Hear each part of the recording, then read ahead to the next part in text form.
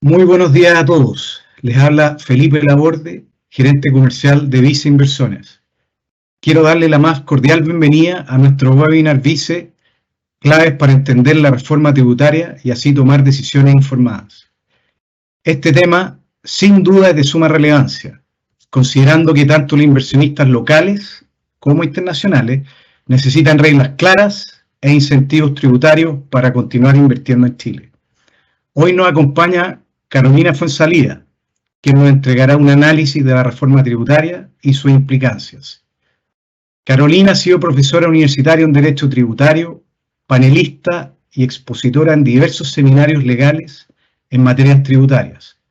Actualmente es socia fundadora de Fuenzalida y del Valle Abogados. Durante la exposición pueden ir escribiendo sus preguntas en el chat, las cuales responderemos una vez terminada la presentación de Carolina. Enfrente de sus pantallas pueden ver un código QR para que lo puedan escanear y nos ayuden a contestar una breve encuesta. El código también lo verán al final de la presentación. Para nosotros es muy importante conocer sus opiniones y así ir mejorando nuestro webinar. Bienvenida, Carolina, te cedo la palabra.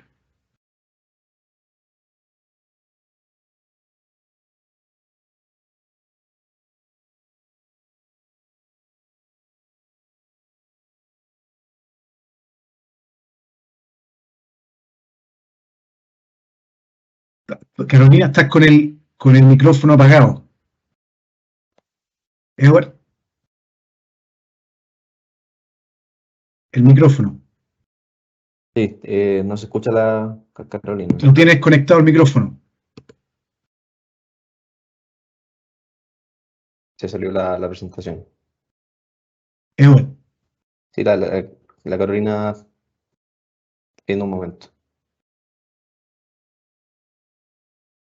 Ahí sí. ¿Ahí se escucha? Ahí se escucha Sí, bien. te escuchamos. Sí. Perfecto, ahí se salió la presentación, así que voy a volver a conectarla. Un segundo.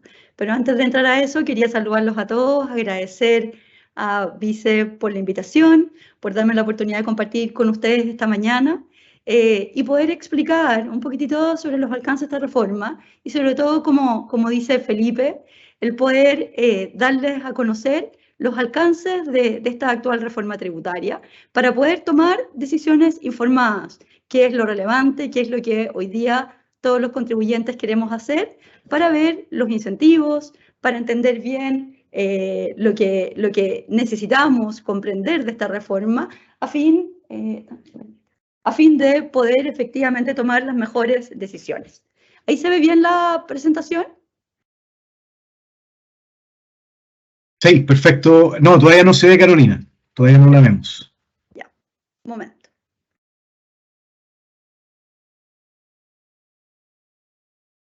Un segundo. Vamos a ver que se cayó cuando la... Ahí sí. Todavía no. No, espérenme. Un segundo que se cayó cuando empezamos, pero ya lo vamos a lograr. Ya lo vamos a lograr.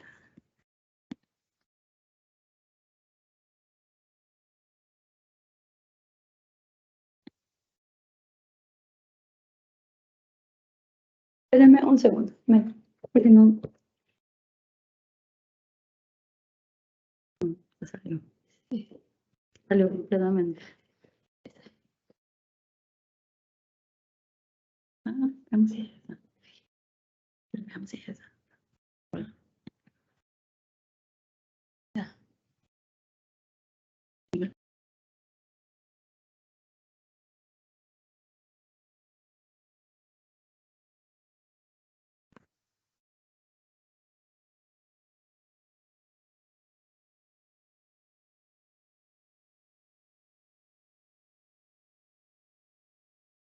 Ahí sí, Carolina, ahí está. Ahí se ve.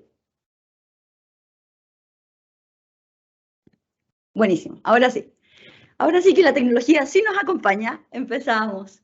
Quiero primero, antes de entrar al análisis de las modificaciones que contempla esta reforma, dar una breve noción de lo que han sido las reformas tributarias en el tiempo, porque creo que siempre es bueno hacer un poquitito de historia de las distintas y sucesivas reformas tributarias que lleva nuestro país en los últimos 12 años. Miren esta línea de tiempo. Si nos remontamos tan solo, ¿no es cierto?, hace 12 años atrás, año 2010, producto del terremoto que hubo en ese año, fue necesario llevar a cabo una profunda reforma tributaria que dio origen a la ley 20.455 y que modificó en su minuto distintos cuerpos legales y que, entre otras cosas, probablemente lo que más recordamos es que sube el impuesto de primera categoría de una tasa de un 17% a una tasa de un 20%. Eso fue en la época del presidente Sebastián Piñera. Luego, en el mismo gobierno, año 2012, vino una nueva reforma tributaria que dio origen a la ley 20.630 y que básicamente hizo perfeccionamientos porque hubo mucha discusión y mucha presión para llevar a cabo una reforma tributaria que fuera más profunda y más recaudatoria. De esa negociación y de la discusión de entonces surge esta ley que hizo ciertos grados de perfeccionamientos tendientes a financiar básicamente una reforma educacional. Si seguimos en esta línea de tiempo, en el año 2014, a tan solo días en que la presidenta Bachelet asumía el gobierno, envía al Congreso, con fecha 1 de abril, una reforma que dio origen a la ley 20.780. Fue una reforma muy discutida, controvertida en su minuto, porque era una reforma muy estructural, modificaba el sistema tributario en su integridad, introducía el concepto de régimen de renta atribuida, introducía la norma general antielusión. Asimismo, en la primera versión subía el impuesto de primera categoría a un 25%, pero además establecía una tasa de sobrecargo de un 10%. Llegaba así el impuesto a las empresas prácticamente a un 35%. Luego de una ardua negociación, ¿no es cierto?, y de una quizá negociación bastante transversal y de una oposición bastante transversal desde el punto de vista técnico, vino un protocolo de acuerdo nacional que dio origen a la ley 20.780, en que básicamente se incluyó lo que conocemos hoy día como el sistema semi-integrado de tributación, incluye la norma general antielusión, que busca, justamente como su nombre lo indica, atacar distintas formas de elusión que podían ocurrir en materia tributaria y lleva a cabo distintas modificaciones a cuerpos legales. Sin embargo, esa reforma tributaria no se bastó así sola y a poco andar, 2 años después, tenemos la ley 20.899 del año 2016, que básicamente lo que hace es simplificar el sistema de tributación a la renta que había incluido la primera modificación de la presidenta Bachelet y perfeccionar otras disposiciones legales tributarias. Si seguimos en esta línea de tiempo, nos encontramos con que en el segundo gobierno del presidente Sebastián Piñera vino la ley 21.210, que es la ley de modernización tributaria. Esa ley buscaba básicamente como objetivo certeza jurídica, seguridad jurídica y asimismo establecerse incentivos a la inversión. Por eso fue que durante varios meses se discutió mucho la posibilidad de reintegrar el sistema tributario y establecer, por lo tanto, una total integración entre la tributación de la empresa y la tributación de los contribuyentes finales. Ese objetivo en particular no se logró, pero sí se incluyeron diversas normas a nivel de código tributario tendientes a buscar certeza y seguridad jurídica. Se crea, entre otras cosas, la Defensoría del Contribuyente, denominada DENACON.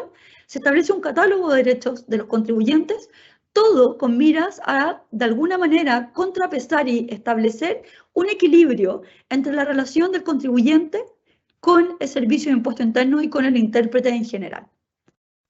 Si miramos esta línea de tiempo, también en la presidencia del presidente Sebastián Piñera surge la ley 21.240, que es una ley que prácticamente finalizando su gobierno reduce o elimina exenciones tributarias, entre otras cosas incluyendo modificaciones al DFL2, al IVA en los servicios que pronto veremos entra en vigencia el 1 de abril del año en curso, estableciendo, por ejemplo, que todos los servicios se encontrarán grabados con IVA independientes de su naturaleza en la medida que sean prestados o utilizados en el país. También en la época del presidente Piñera se dicta una ley que es la ley 21.453, que modificó el Código Tributario, obligando a bancos y otras instituciones financieras a entregar información sobre saldos en cuentas corrientes y sumas de abonos en cuentas financieras, introduciendo de esta manera ajustes al Código Tributario. Como ven, en esta línea de tiempo hemos visto una y otra vez modificaciones tributarias que en mayor o menor medida han ido permanentemente modificando las reglas del juego. Hoy día nos vemos en una discusión relevante, en una discusión profunda. Se trata de una nueva reforma tributaria que, a mi juicio, es bastante estructural. Es una reforma tributaria que fue incorporada, ¿no es cierto?, a discusión en el Congreso Nacional por el Ejecutivo, que como sabemos es quien tiene la iniciativa exclusiva en materia tributaria, y que con fecha 7 de julio básicamente incorpora el boletín que se señala en la presentación, boletín 15.170, y que establece una reforma tributaria hacia un pacto fiscal por el desarrollo y la justicia social. Ese es el título de esta reforma tributaria. Reforma que ha experimentado indicaciones por parte del Ejecutivo con fecha 4 de octubre y recientemente, hace 2 días atrás, con fecha, mejor dicho, hace un día atrás, con fecha 17 de octubre. Sobre esta reforma es la que voy a tratar de contarles hoy día dónde estamos hoy, en qué estado está la negociación, hacia dónde vamos y cuáles son los principales objetivos que se buscan. En este sentido, es importante tener presente que el mensaje de esta reforma incluye, a modo de resumen, como principales objetivos la recaudación y la progresividad o justicia social. Sin perjuicio de lo anterior, este proyecto plantea distintos otros principios: simplicidad, certeza y seguridad jurídica, participación ciudadana, mayor transparencia, mayor rendición de cuentas, algunos de los cuales, de alguna manera, son más bien compromisos que no se ven reflejados propiamente en el texto de la reforma, pero que el gobierno estaría asumiendo. ¿Cuáles son las modificaciones concretas que contiene esta reforma en su texto? Para estos efectos, vamos a separar lo que son modificaciones para las personas naturales, respecto de lo que son modificaciones para las empresas, y respecto a las empresas, vamos a ver las modificaciones para las pymes, respecto de aquellas empresas que no califican como pymes y que tienen un nivel de ingresos superior por ventas o servicios. Para ver también distintas modificaciones en el mercado de capitales y terminar analizando algunas modificaciones que se están introduciendo también con relación a las atribuciones de servicios de impuestos internos. Acompáñenme a ver la lámina siguiente. Veamos cuáles son las modificaciones que se introducen para las personas naturales. En primer lugar, vemos un aumento en la carga efectiva en materia de los impuestos que afectan a las personas naturales domiciliadas y residentes en Chile. ¿Qué impuestos son estos? El impuesto de segunda categoría y el impuesto global complementario. Así las cosas, la carga efectiva de estos contribuyentes puede llegar hasta un 43%. Recordemos que el impuesto de segunda categoría y el impuesto global complementario son impuestos que se aplican de manera progresiva y por tramo, existiendo primeramente un tramo exento de impuesto de segunda categoría y global complementario, para luego ir en diversos tramos afectando a la tributación en la medida que las rentas de esas personas van viendo incrementada su base. Pero esta modificación lo que introduce es una carga efectiva máxima de un 43% versus la carga efectiva actual, que es de un 40%, como regla general, porque puede llegar hoy día a un 44.45% en el caso de distribución de dividendos bajo un sistema semi-integrado. Adicionalmente, aumentan las tasas del impuesto de segunda categoría y global complementario desde las rentas superiores a más o menos 5,5 millones de pesos, porque los tramos del global complementario intermedios al tramo final también se ven modificados. Adicionalmente, se mantiene la aplicación del IVA a todos los servicios. Como les contaba en esta línea de tiempo, al finalizar el gobierno del presidente Sebastián Piñera, se aprobó una reforma que establecía IVA para todos los servicios. Esta reforma mantiene esa nueva afectación con IVA a todos los servicios que, por ejemplo, presten abogados, consultores, contadores y todos aquellos que antes no se encontraban grabados. Pero es importante señalar que se mantiene una exención de IVA para ciertos ingresos, por ejemplo, percibidos por sociedades de profesionales, quienes sí pueden calificar como ingresos exentos de IVA. Por eso, las sociedades de profesionales pasan a tener, y van a ver ustedes, hoy día una relevancia importante para eventualmente profesionales que desarrollan una ocupación de carácter profesional, que desarrollan o prestan asesorías técnicas, contables, legales, consultorías financieras, etc. Estas sociedades de profesionales se ven modificadas por esta reforma tributaria, que establece que estas sociedades de profesionales solo y únicamente podrán ser sociedades de personas conformadas exclusivamente por personas naturales. No pueden entonces unas sociedades de profesionales estar conformadas por personas jurídicas como era antes de esta propuesta de reforma tributaria. Adicionalmente, esta reforma tributaria con respecto a las personas establece ciertas limitaciones en las deducciones, en las rentas exentas y en los créditos disponibles para el impuesto global complementario, estableciendo ciertos topes respecto a las deducciones que se pueden hacer y respecto de las rentas exentas.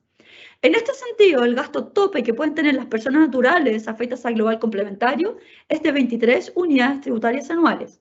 Y con respecto a las rentas exentas y créditos, no pueden sobrepasar de 2,3 UTAs, unidades tributarias anuales, o el 50% de la renta afecta en impuesto global complementario.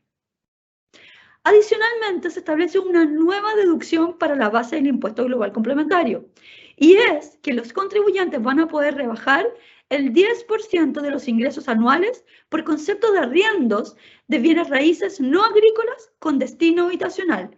Esta corresponde a una indicación recientemente incluida por el proyecto de reforma tributaria.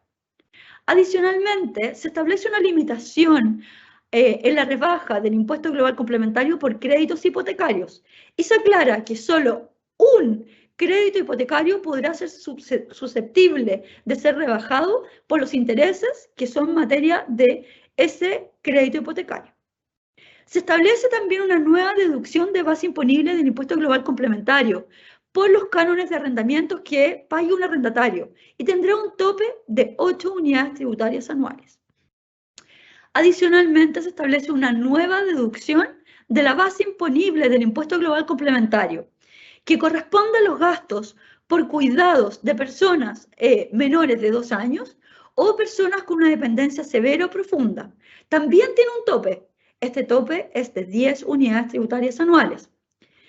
Por otra parte, se elimina la exención que tenían los contribuyentes, personas naturales con fondos ya tributados, por ejemplo con global complementario, quienes ya no van a poder hacer donaciones exentas de tributación y exentas de insinuación que se había creado recientemente en la modernización tributaria. Por ejemplo, donaciones a hijos, donaciones a padres o donaciones a otras instituciones sin fines de lucro en que se podía disponer libremente para efectos de donaciones de hasta 250 UTM, más o menos 15 millones de pesos.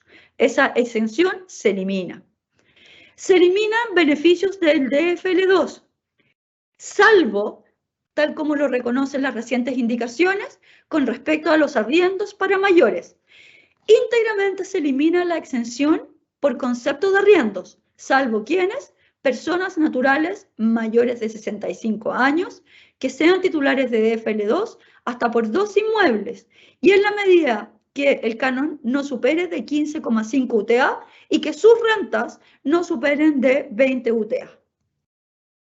Por su parte, se establece con respecto de la exención del impuesto de herencia que establece el DFL2, que este beneficio solo va a estar disponible para una vivienda que se deje en una sucesión por causa de muerte.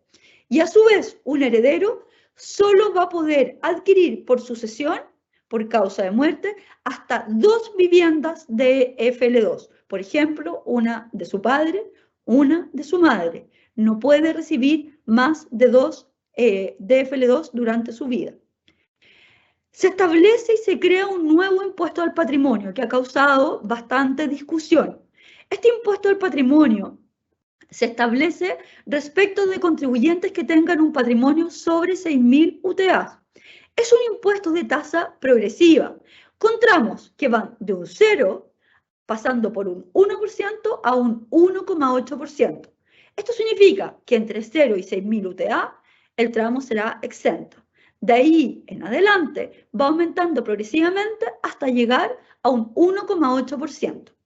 Es importante aclarar que las recientes indicaciones establecieron un límite para este impuesto, señalando que el contribuyente no estará afecto eventualmente a un impuesto superior al 50% de su rentabilidad.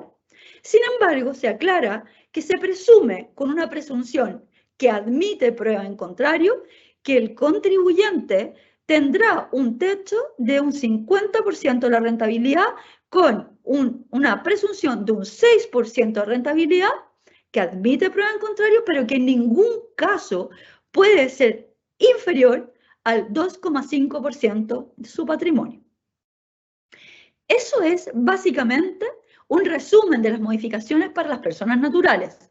Veamos qué sucede con las pymes y con las empresas que no califiquen como pymes.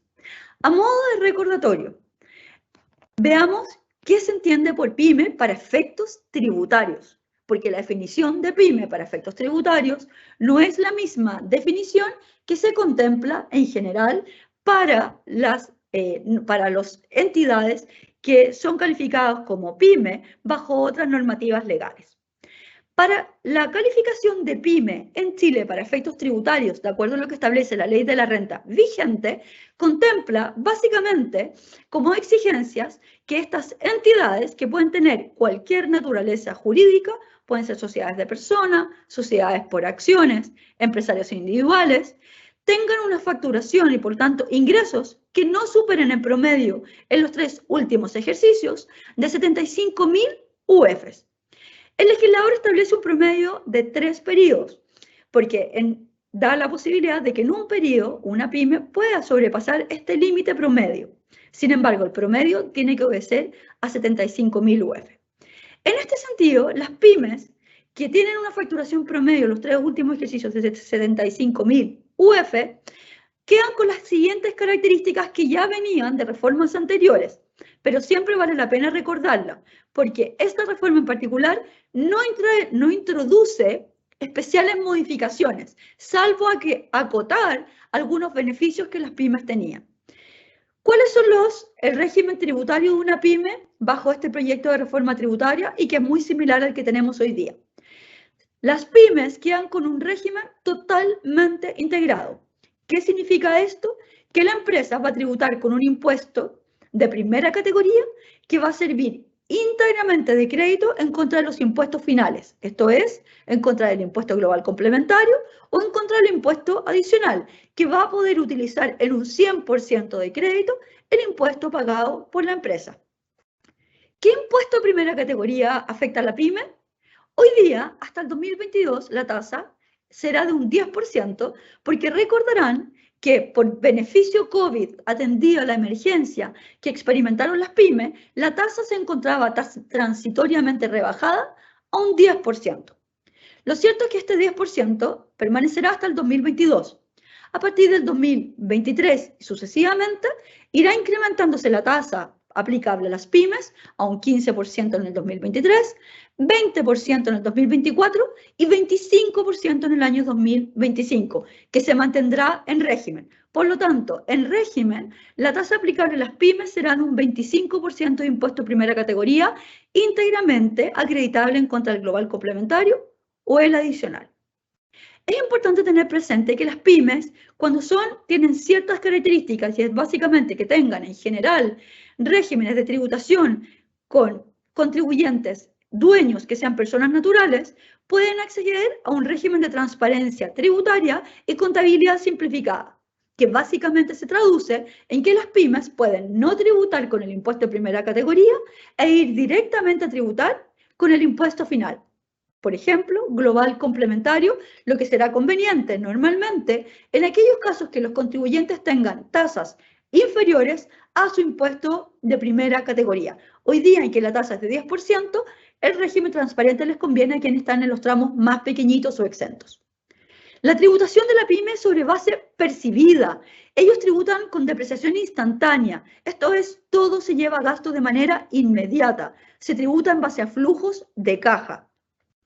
Y es importante que a estas empresas no se les aplica el impuesto a la utilidad retenida. Las pymes no quedarán afectas al nuevo impuesto a la utilidad retenidas que veremos para las empresas.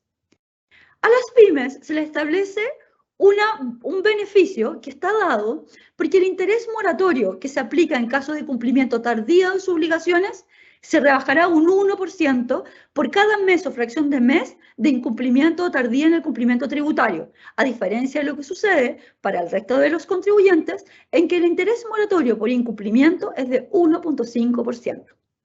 Y es importante finalmente considerar, a modo de resumen, que para las pymes podrán deducir como gasto las pérdidas tributarias, porque el resto de las empresas tendrán una limitación respecto de la deducibilidad de las pérdidas tributarias, como veremos a continuación.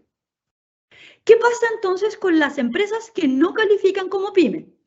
Entendamos para estos efectos que empresas que no califican como pyme son aquellas que en general no hayan podido acceder a este régimen ProPyme, que es extremadamente beneficioso, y que en general entonces corresponde a empresas que tienen una facturación superior a 75.000 UF.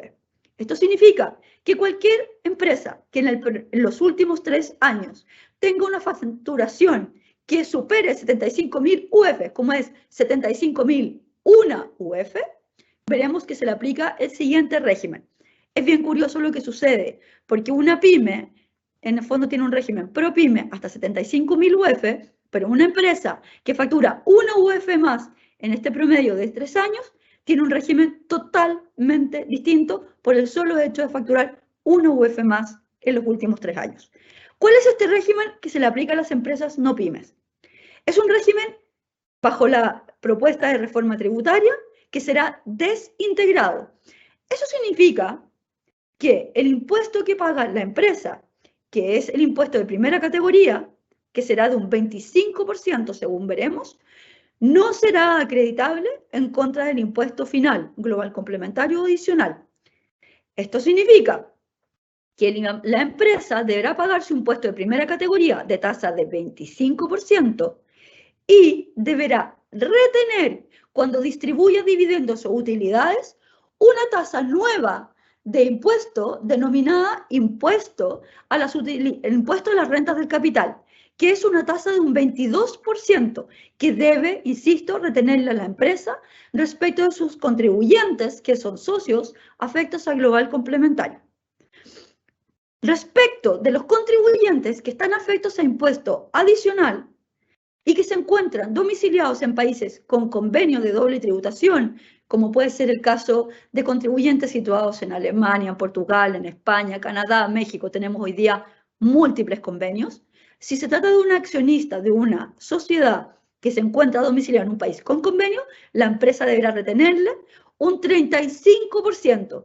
Y ese impuesto, y el impuesto de primera categoría, sí será acreditable en contra del impuesto final. Esto es distinto para las personas con global complementario que respeta a los contribuyentes del impuesto adicional, porque Chile tiene una cláusula en que debe respetar el sistema totalmente integrado. Y si no lo hiciese así con los países con convenios, esos convenios podrían o debieran ser objeto de una nueva negociación. Por eso, este sistema desintegrado es dual. Tiene un régimen especial para accionistas que son domiciliados o residentes en Chile versus los que no lo son. Entonces, las empresas no pyme tendrán un impuesto de primera categoría de un 25%, pero además tendrán un impuesto de un 2% que se denomina tasa de desarrollo para aquellas empresas que no lleven a cabo inversión en investigación y desarrollo.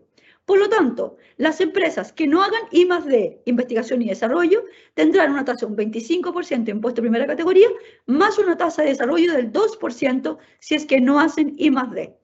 Esa tasa del 2% no es una tasa asimilable al impuesto de primera categoría. Importante tener presente que las empresas no pyme no tienen transparencia tributaria y están obligados a tributar en base a contabilidad completa. Su tributación es en base a base devengada. O sea, todas las rentas se ingresan a su tributación tan pronto se tenga un título de derecho independiente de su actual exigibilidad. Y tal como tributan sobre base devengada, pueden deducir los gastos que se encuentran adeudados o pagados, pero siempre base devengada. No tienen entonces una tributación con base a flujos de caja como si la tiene la pyme. Las empresas no pyme tienen depreciaciones especiales, distintas, depreciación acelerada, no instantánea, y se establece transitoriamente una depreciación semi-instantánea que se acaba de incluir en las indicaciones recientemente presentadas hace 2 días por un periodo transitorio. Tienen interés moratorio por incumplimiento tardío de sus obligaciones de un 1.5 y las empresas verán limitada el uso de sus pérdidas de arrastre en general en un 50%, con un transitorio que les permite utilizarlas transitoriamente para ir a una limitación de un 50% en el año 2027. Eso es un resumen de personas naturales, de las pymes y empresas no pymes. Adicionalmente, esta reforma incluye ciertas modificaciones en materia de de mercado de capitales. A modo de resumen, ¿cuáles son los grandes cambios del mercado de capitales? En primer término, recordemos que todas las ganancias de capital, ¿no es cierto?, que estaban acogidas al régimen de 107, esto es, ganancias de capital que se experimentaban en caso de enajenación de acciones con presencia bursátil o de fondos mutuos o fondos de inversión con presencia bursátil o con activos subyacentes con presencia bursátil, hechos en bolsa, adquiridos en bolsa y enajenados en bolsa, tenían el beneficio del ingreso no constitutivo de renta hasta el 1 de septiembre del año 2022. Hoy día, que ya estamos a octubre, bajo la legislación que se modificó en febrero de este año, a partir del 1 de septiembre ya se aplica un impuesto a las ganancias de capital correspondientes a 107. La reforma tributaria que está en el Congreso aumenta este impuesto único del 10%, que ya está vigente desde el 1 de septiembre, a un 22% de tasa única. Y es importante entonces tener presente que a partir del 1 de enero del año 2024, los contribuyentes que tengan rentas de 107, que son las que les describíamos de resumen, estarán afectas a una tributación de impuesto único de tasa de 22%, no de exención, no de 10% como es hoy, sino 22%. Importante tener presente que también que se modifica el artículo 17 de la Ley de la Renta, que en general es el que regula todas las ganancias de capital que experimenten distintos contribuyentes en Chile, por ventas de acciones, por ventas de bienes raíces, por ventas de pertenencias mineras, propiedad industrial o intelectual, en fin, distintas ganancias de capital reguladas en todos los numerales del artículo 17. En este aspecto se modifica la base de cálculo de estas ganancias de capital, porque se establece que la regla general de tributación será base devengada, no base percibida. Esto se aplica en todo caso para las personas naturales que obtengan estas ganancias de capital. Las personas naturales en general, recordemos, cuando tributan con global complementario, tributan sobre base percibida. Esta norma se modifica y lleva a tributar sobre base devengada estas ganancias de capital, con la opción de reliquidar el impuesto global complementario hasta en 10 años. Importante tener presente también que hay ciertas modificaciones respecto de los fondos de inversión públicos o expúblicos, fondos de inversión básicamente, en que se establece o se mantiene su tratamiento como contribuyentes, o mejor dicho, como no contribuyentes de impuesto de primera categoría. Como sabemos, los fondos de inversión no tributan con impuestos de primera categoría. Quienes tributan son sus aportantes con los impuestos finales correspondientes. Sin embargo, sí se modifica las distribuciones que hacen los fondos de inversión, debiendo llevar estos fondos de inversión registros de rentas empresariales. En este sentido, a modo de resumen, les cuento que las distribuciones que se hagan a los aportantes contribuyentes de impuestos de primera categoría con domicilio o residencia en Chile, que determinen su renta efectiva en base a contabilidad completa o simplificada, deberán tributar con impuesto de primera categoría por las distribuciones que reciban. Antes esto no era así. Las distribuciones que recibía una empresa que estaba afecto a impuesto de primera categoría desde un fondo, estaba exenta, igual como lo estaba un dividendo de una sociedad anónima. Hoy día este régimen cambiará. En el caso de que el aportante sea un contribuyente de impuesto final con domicilio o residencia en Chile, por ejemplo, un contribuyente, ¿no es cierto?, de global complementario, estará afecto a la retención de impuestos del 22% por concepto de rentas de capital que deberá ser retenida por la administradora. Más impuesto de primera categoría cuando esas distribuciones se imputen a un nuevo registro que se incorpora en esta reforma tributaria que se denomina registro de diferencias temporales. Respecto de los contribuyentes aportantes que sean contribuyentes de impuesto adicional, o sea, contribuyentes sin domicilio ni residencia en Chile, se elimina la tasa de impuesto único que tenían, que era una tasa de un 10% a contar del año 2023, y deberán tributar con un impuesto único de un 14% cuando las distribuciones se hagan con cargo a un nuevo registro tributario que se denomina RUA, régimen afecto a impuestos finales, básicamente. Y con un impuesto único de un 35% cuando las distribuciones se hagan con cargo al régimen de referencias temporales. Yo sé que esto es complejo porque se trata de registros nuevos, pero básicamente lo importante es que se elimina la exención que existía para contribuyentes no domiciliados, ni es más que la exención, la tasa de impuesto único un 10% para estos contribuyentes, pasando a ser a veces un 14%, pero por regla general un 35%. Importante tener presente que con respecto a los fondos de inversión privado hay un cambio sustantivo. Estos fondos de inversión privado pasan a ser contribuyentes normales de impuesto de primera categoría. Se elimina el régimen de no tributación, por lo tanto tributan con impuesto de primera categoría. Solo por excepción no se grabarán con impuesto de primera categoría ciertos FIP, fondos de inversión privado, en que se establezcan ciertas o que tengan ciertas características, que es básicamente inversión en capital de riesgo por determinados periodos y por un plazo, o sea, por un determinado periodo de tiempo y por determinados porcentajes de inversión. Finalmente, para ir concluyendo, y sé que les he entregado mucha información y por lo tanto las preguntas las vamos a coger al final, les quiero contar que se introducen múltiples modificaciones en materia de código tributario, lo que básicamente significa que se fortalece y empodera al Servicio de Impuestos Internos. Vamos viendo algunas de las modificaciones que se incorporan. Se modifica la norma general antielusión, que básicamente consiste en la facultad que tiene el Servicio de Impuestos Internos de calificar un acto, un contrato, una reestructuración como elusiva. La elusión en Chile no es un delito tributario. La elusión es básicamente una figura que lo que busca es que los contribuyentes cumplan con sus obligaciones tributarias en la forma, pero también en el fondo, y respeten el espíritu entonces que ha tenido el legislador a establecer un hecho imponible. Y cuando un contribuyente es tildado de elusor, lo que se busca es que tribute con el impuesto que ha eludido, que pague el impuesto que a través de ese acto, a través de ese contrato, trató de ocultar, postergar o impedir. Por lo tanto, para aclarar, la elusión no es un delito tributario, pero sí está sancionada por el legislador bajo la obligación de tener que tributar con el impuesto que ha intentado eludir.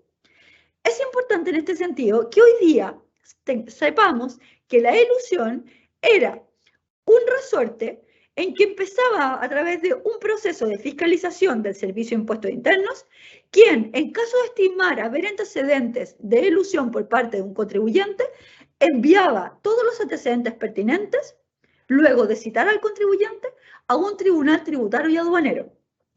El tribunal tributario y aduanero era y es hoy día bajo ley vigente quien califica si hay o no elusión. El tribunal entonces determina si ese contribuyente ha simulado una determinada estructura para evitar un impuesto o si ese contribuyente ha abusado de una forma jurídica con miras a postergar una tributación, con miras a evitar un hecho gravado, con miras a disminuir la base imponible. Entonces, hoy día, ley vigente del Tribunal Tributario y Aduanero declara la elusión. La reforma que se propone lo que hace es conferir esta facultad exclusivamente al Servicio de Impuestos Internos, de tal manera que a través de lo que establece la normativa con sus actuales indicaciones, será una comisión antielusión quien calificará si es que hay o no elusión. Esa comisión antielusión o comité antielusión estará conformada por 3 subdirectores de Servicio de Impuestos Internos: el subdirector de fiscalización, el de normativa y el jurídico, que trabajan todos ellos para el director de Servicio de Impuestos Internos. Ellos calificarán si los antecedentes que le ha sido enviada por la unidad antielusión de la dirección regional competente califican o no como elusión. El contribuyente previamente deberá ser citado e incluso se le citará audiencia ante la unidad antielusión y ante el comité antielusión. Pero es el Servicio de Impuestos Internos quien calificará si hay elusión, no el Tribunal Tributario y Aduanero.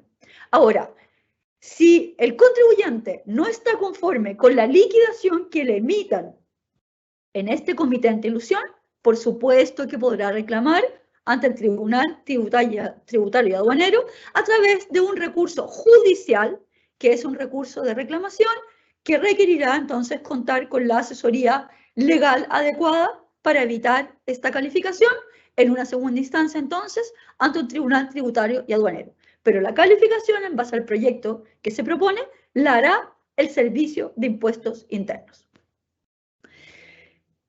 Adicionalmente, a fin de fortalecer esta calificación de elusión, se elimina la carga de la prueba que tenía el Servicio de Impuestos Internos. El Servicio de Impuestos Internos estaba obligado, bajo la normativa vigente, a calificar si existía o no existía elusión. Y era el Servicio de Impuestos Internos quien tenía entonces la carga de demostrarle y decirle al contribuyente: yo considero que usted es el elusor por estas y estas otras fundamentaciones. Hoy día, la carga de la prueba se le traslada al contribuyente, quien deberá demostrar que no ha cometido elusión. Importante también agregar que respecto de la liquidación o giro que emite el Servicio de Impuestos Internos en virtud de esta norma general antielusión, no hay un recurso de reposición administrativo y solo hay un recurso jerárquico ante el mismo SIU, estoy hablando siempre frente al Servicio de Impuestos Internos, que solo se podrá interponer ¿ante quién? Ante el director. O sea, en sede administrativa, el único recurso que me cabe es un recurso jerárquico que es de conocimiento exclusivo del director nacional, que ha recibido previamente, como recordemos, una liquidación de sus 3 subdirectores quienes tienen que actuar de manera unánime. Adicionalmente, importante tener presente que esta reforma tributaria propone la creación de un denunciante anónimo por delitos tributarios. Esto es, cualquier persona natural, cualquier persona jurídica puede verse expuesto a una denuncia anónima por delitos tributarios por un denunciante que va a ser protegido en su integridad, en su reserva, y quien va a poder denunciar ante el Servicio de Impuestos Internos, que estima que hay antecedentes verosímiles, suficientes y pertinentes para estimar que hay delito tributario. Esa persona que hace la denuncia durante todo el proceso será protegido con la reserva. Si el servicio, en teoría, estima que esa denuncia ha sido maliciosamente falsa, ese denunciante anónimo puede ser susceptible de sanciones penales. Lo que no queda claro es quién tendrá que entablar la querella en contra de ese denunciante anónimo que ha actuado con malicia a sabiendas de que ha hecho una denuncia maliciosamente falsa. Ese denunciante anónimo puede verse premiado con un premio por recaudación que haga el Servicio de Impuestos Internos o la Tesorería en virtud de esa denuncia. Adicionalmente, en materia tributaria se crea la cooperación eficaz en materias penales. Esto significa que puede existir de alguna manera una denuncia para efectos de aminorar una sanción penal a fin de cooperar en aquellos casos que se estime que un contribuyente ha incurrido también en un delito tributario y por lo tanto a lo mejor un tercero quiere aminorar su sanción porque ha sido eventualmente un cómplice o encubridor y por lo tanto se establece esta figura muy similar a lo que existe en materia de libre competencia. Se establece también la multijurisdicción de las direcciones regionales. O sea, una dirección regional va a poder conocer de distintos procesos que abarquen a un grupo empresarial que tiene oficinas o sedes a lo largo del país. Se establece también una nueva facultad de tasación del Servicio de Impuestos Internos, que irradia toda esta nueva reforma tributaria. Esta tasación está en materia del impuesto al patrimonio, está en materia de impuesto de herencias y donaciones, está también para efectos de actos o contratos cotidianos, como una venta, como la prestación de servicios, en que el Servicio de Impuestos Internos establece expresamente que los contribuyentes deberán demostrar que en sus actos, en sus contratos, tanto en Chile como fuera de Chile, en sus reestructuraciones, han actuado en condiciones de mercado y de plena competencia. E incluso deberán demostrar, ¿no es cierto?, que han aplicado una metodología que demuestre que lo hacen en condiciones de plena competencia. Si no utilizan la metodología que establece el legislador, tendrán que ser capaces de demostrar que ellos han actuado, ¿no es cierto?, en base a valores de mercado. Ha habido también una modificación respecto a las reestructuraciones internacionales, porque se modifica el criterio que venía prevalentemente en materia de oficios de servicio de impuestos internos y se establece que las reestructuraciones internacionales, por ejemplo, fusiones, divisiones, filializaciones, para tener caracteres de neutralidad tendrán que hacerse en condiciones de plena competencia.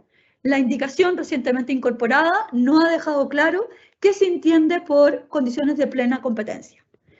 Aumenta los plazos de fiscalización del Servicio de Impuestos Internos en ciertos casos.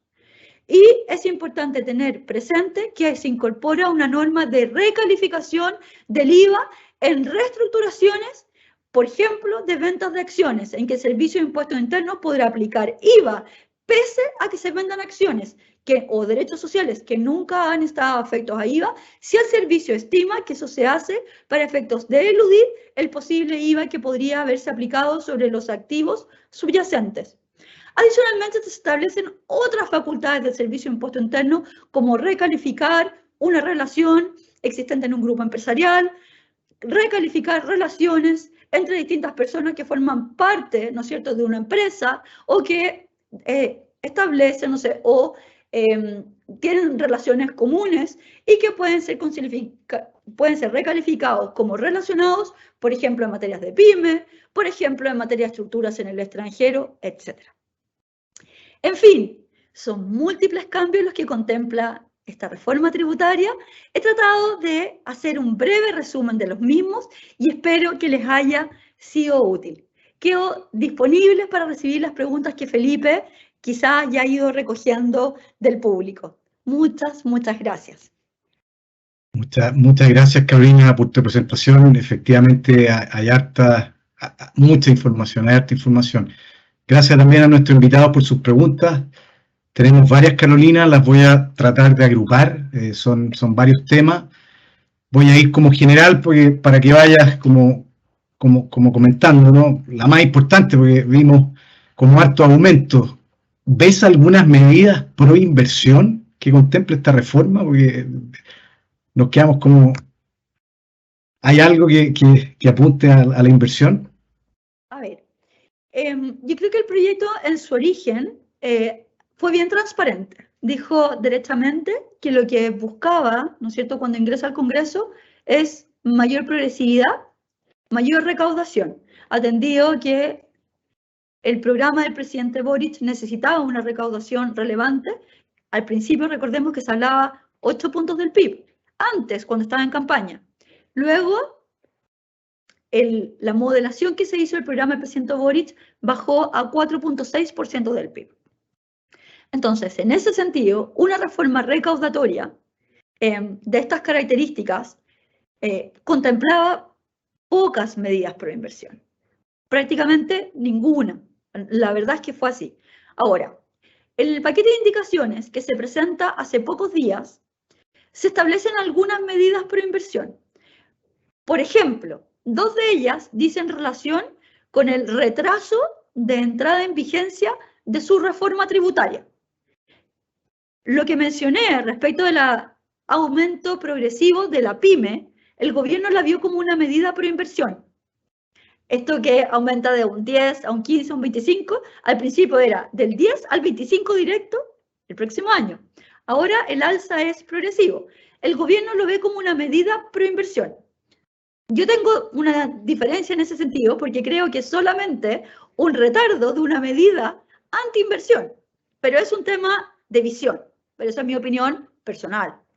Otra medida pro inversión es el retraso de la entrada en vigencia de la limitación a las pérdidas tributarias, que también la veo como una medida anti-inversión, pero también aquí se ha presentado como una medida pro inversión. Sí hay dos medidas pro inversión directas. Una es que deja sin efecto una limitación que se había establecido para las empresas de leasing que no podían aprovechar como gasto las cuotas que se pagaban por concepto de arrendamiento de bienes, activos, muebles, con opción de compra. Se les cambia el régimen tributario y se dice, ahora podrán deducirlo como gasto. Eso se ve como una medida pro inversión y también se ve como una medida pro inversión el establecimiento de una depreciación semi-instantánea por un periodo acotado de tiempo que se incorporó recientemente en la indicación. Esas son un poquito las medidas pro inversión que contempla este proyecto. Perfecto. ¿Y cómo lo ves? ¿Es viable la aprobación en el Congreso? ¿Tienen los votos? ¿Se va a trazar esto? Sobre todo que el gobierno hemos visto el rechazo, no está en la mejor situación política. ¿O esto se va a postergar eternamente y podría causar más incertidumbre a la larga? A ver, yo creo que este proyecto ha ido oscilando respecto a la temperatura ambiente. Yo creo que cuando ingresa al Congreso, y todavía estamos previo al plebiscito, probablemente había una sensación de que se iba a aprobar. Máxime, ¿no es cierto?, cuando las encuestas al principio mostraban que podía ganar el apruebo. Porque evidentemente esta reforma, a mi modo de ver, estaba muy unida, obviamente, a la necesidad de recaudar para poder financiar todos los requerimientos sociales que contemplaba una potencial nueva constitución. Luego de que el rechazo gana mayoritariamente, viene una sensación más fuerte de que existe un quizá mayor piso negociador de una mejor reforma. Particularmente creo que es altamente probable que haya una reforma. No sé si esta reforma, pero yo sí creo que va a haber una reforma porque al final del día la necesidad de recaudar está igual. No sé si esta reforma con estas características, no sé si va a continuar una negociación más profunda. Han habido cambios, ya van 2 paquetes de indicaciones. Ayer el ministro en el Congreso estuvo muy abierto, al menos así lo manifestó, a llevar a cabo nuevos cambios, más cambios, no sé si ideológicos como pueden ser el impuesto al patrimonio o el impuesto a la utilidad retenida, pero así hacer cambios. Entonces creo que todavía queda mucha agua bajo el puente, o tengo la esperanza de que así sea, atendido que quizá en esta oportunidad o en este minuto, esta reforma todavía es compleja. Ya, por lo tanto, podríamos estar hablando de aquí entre 6 a 1 año, más o menos, los plazos. El ministro en una entrevista, y solo voy a parafrasearlo, dijo que, a diferencia de lo que se señalaba al origen, cuando ingresa al Congreso, que ingresó con mucha urgencia, habló de eventualmente una aprobación hacia marzo. Y eso da plazos más holgados. O sea, ayer de lo que viene el Congreso había una sensación de sacarlo con ciertos grados de tranquilidad, de discutir artículo por artículo, cosa que a mí me parece extremadamente positivo. Habla bien de la Cámara de Diputados, de que quieran discutir artículo por artículo. Y son muchos artículos. Por lo tanto, eso muestra un ánimo de discusión profundo y serio. Ojalá que sea así. Y eso significa un proceso más lento, eventualmente, porque luego tiene que pasar por el Senado y eventualmente después volver una mixta. Y estamos a octubre, terminando ya octubre. Entonces, al menos, creo yo, al menos él tiene razón. O sea, estamos hablando de que al menos marzo y de ahí en adelante. Una pregunta ahí que afecta a muchos inversionistas y clientes, ¿no es cierto? Mencionaste el impuesto patrimonial. ¿Crees que podría seguir el incentivo a la salida de capitales o hasta que los inversionistas empiecen a cambiar su residencia tributaria, como alguna vez lo vimos en Francia, ¿no es cierto? Que hasta los mismos actores, ayer lo vimos Gerard Depardieu, se fue a Bélgica desde Francia. ¿Podría venir un poco eso, que empiecen a cambiar de jurisdicción, de sus residencias tributarias? Lo que me ha tocado constatar, Felipe, es que desde hace varios años a esta parte, probablemente desde el 18 de octubre, la falta de certeza, quizás los temores que se empezaron a acumular durante ese periodo, durante ya casi 3 años, ¿no es cierto? 3 años, más bien, no solo por esta reforma, han ido incrementándose. Y la fuga de capitales relevante probablemente comienza ahí. Comienza ese 18 de octubre en que uno empieza a mirar, que los contribuyentes empiezan a mirar a otras jurisdicciones, quizá no necesariamente para tomar la decisión tan radical de cambiar de domicilio, pero sí estar dispuestos a tener cuentas fuera de Chile, estructuras fuera de Chile, mirar inversiones fuera de Chile, ya directamente de carácter productivo, no solo pasivo.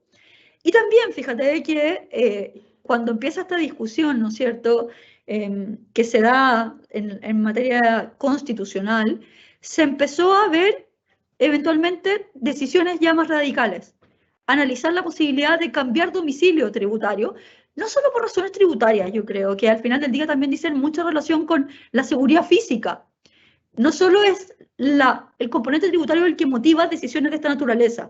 Yo creo que cuando uno toma la decisión de cambiar de jurisdicción, no es como solo Depardieu, que quería eventualmente no verse impactado por el impuesto al patrimonial, sino que yo creo que los chilenos somos muy arraigados y en general una decisión de esa naturaleza, más que por razones impositivas, dice relación por un contexto de inseguridad física, de miedos, de temores, de incertezas jurídicas, fragilidad de un Estado de Derecho, y yo creo que eso quizá se ha empezado a conversar más.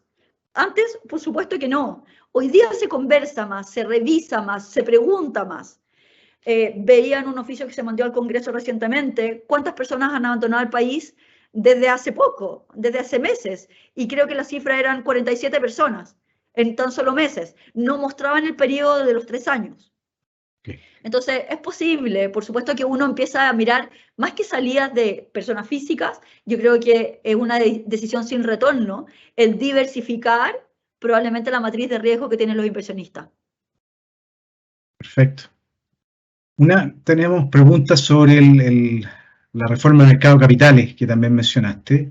Este impuesto que sube del 10 al 22%, ¿no es cierto?, sobre los dividendos, por ejemplo, ¿cómo afectaría en los fondos mutuos que invierten en acciones y reciban dividendos? ¿Los partícipes pueden recuperar, los fondos pueden recuperar ese tributo, o los partícipes, en caso de que sea recuperable por los partícipes, ¿cómo lo pueden recuperar dicho impuesto? Yo creo que hay que tener presente varios cambios que tiene esta reforma en materia de mercado de capitales. El 107, que dice relación básicamente con la no tributación que tenían las ganancias de capital hasta el 1 de septiembre, que a partir del 1 de septiembre es 10% y que a partir del 2024 pasa a ser 22%, es un impuesto único que afecta las ganancias de capital de cualquier, ¿no es cierto?, acción con presencia bursátil, adquirido o vendido en bolsa, o comprado en proceso de suscripción de acciones, o bien de fondos mutuos o de fondos de inversión, pero siempre la ganancia de capital. Mayor valor en la venta de la cuota, mayor valor en la venta de la acción. Ese es un impuesto único de tasa 22% a partir del 2024, 10% a partir de hoy. No es recuperable. Único impuesto respecto de la ganancia de capital, o sea, mayor valor en la enajenación. Las otras modificaciones dicen relación con las distribuciones que hagan los fondos. Recordemos que en general los fondos mutuos no distribuyen, por lo tanto, respecto de los fondos mutuos, el gran cambio que uno mira es eventualmente esta tributación del impuesto a la ganancia de capital con 22%. Ojo que ayer en las indicaciones se veía que se modificó el artículo 81 de la LUF. Y si bien es un tema súper técnico, generó mucho ruido ayer en el ambiente, porque en la indicación que se incorporaba ayer se establecía que también se aplica un impuesto a las utilidades retenidas sobre los fondos de inversión y los fondos mutuos. Sin embargo, ayer el ministro, preguntado sobre este mismo tema, dijo que se estaba leyendo mal la norma y que el impuesto a la utilidad retenida solo se le quería aplicar a los FIP. Pero la norma no dice eso. Entonces se planteó la inquietud y está porque eso sí que es un temón. Y hay que tenerlo en consideración. Que haya un impuesto de utilidad retenida sobre los fondos en general es un gran tema. Y lo último es que los fondos de inversión, a diferencia de los fondos mutuos, sí distribuyen. Y en las distribuciones sí vemos cambios, porque en las distribuciones de utilidades que se hagan desde un fondo de inversión, no de un fondo mutuo que en general no distribuye, sino que solo en los fondos mutuos se aumenta el valor cuota, y eso es la ganancia que tiene el contribuyente. Respecto a los fondos de inversión, en las distribuciones habrá cambio. ¿Por qué? Porque las distribuciones que lleguen, por ejemplo, a una sociedad, ya no estarán exentas de impuestos de primera categoría, van a estar afectas a impuestos de primera categoría. A su vez, la utilidad que llegue a un aportante contribuyente global complementario va a estar afecto a un impuesto de retención de un 22%. Ese contribuyente va a poder reliquidar su global, si la tasa es inferior al 22, va a poder en 10 años. Y respecto de los contribuyentes de impuesto adicional, veíamos que también se les modifica, que tenía un impuesto único de un 10, ahora sube un 14 e incluso un 35, pasa a ser la regla general, si la distribución se hace con cargo al registro de diferencias temporales. Por lo tanto, hay cambios relevantes a mirar en la ley única de fondos reciente, tanto en el paquete original como en las recientes indicaciones incorporadas en el día de ayer. Perfecto. Una pregunta relacionada a lo mismo de este impuesto del 10% y que después podría ser el 22% sobre las acciones, por ejemplo, venta acciones para el régimen de APB, cuando uno tiene el APB y vende acciones con ganancia de capital. No está afecto ese impuesto, por supuesto, ¿no, Carolina? Porque es APB, el régimen de APB, hasta el retiro. Bueno, que eso es, hasta el retiro. Sí, hasta se posterga el impuesto. Sí. Ya, eso está claro, pero... Eso debería mantenerse, pero la verdad, Felipe, esta es una reforma tan líquida en que hay tantas dobles lecturas, porque de verdad cuesta seguir la pista, está muy bien escrita, pero es tan innovador todo, son tantos los cambios, tantos los nuevos impuestos, que hay lecturas que hay veces que uno no alcanza a hacer adecuadamente, y por lo tanto, en principio mi respuesta es que no, y que solo tributa el retiro, pero la verdad es que creo que va a requerir infinitas interpretaciones y aclaraciones todavía. Perfecto, ahí estaremos atentos obviamente hacia nuestros clientes, porque tenemos muchos clientes con APB, pero por el momento no se paga ese impuesto, no están sujetos a eso, salvo cuando retiren, quieren entrar ese flujo al global complementario. Cualquier novedad, obviamente nos comunicaremos con los clientes y les informaremos. Estamos llegando, gracias Carolina, ya estamos pasaditos a las 10, le agradezco. No sé si podemos subir la presentación, Edward o Carolina, para el código QR, que ahí para que puedan los clientes escanearla y contestarnos una breve encuesta. No sé si, a ver... Es importante para nosotros ahí que nos den el feedback, nuestros clientes, sobre todo qué podemos mejorar. ¿Cómo subirlo tú? Porque a mí, por alguna razón, me bota la presentación. Espérenme un segundo. Veamos si lo logro. Me la bota. Edward, ¿tú tienes cómo poner el código QR? Sí, yo lo pongo. Buenísimo. Pues muy interesante, Carolina, esperemos que se vaya dilucidando y como comentaste, el Senado, tanto la Cámara, Senado y después la Comisión Mixta, busquen lo mejor. Tal vez mencionaste, no van a haber muchas medidas pro inversión, pero lleguen a un acuerdo y sea algo que genere esa recaudación más permanente y tampoco, no emitan deuda tampoco, porque lo peor sería que el gobierno se ponga a emitir deuda para financiar el gasto, ¿no es cierto? Bueno, ahí estamos viendo el código QR, por favor, si lo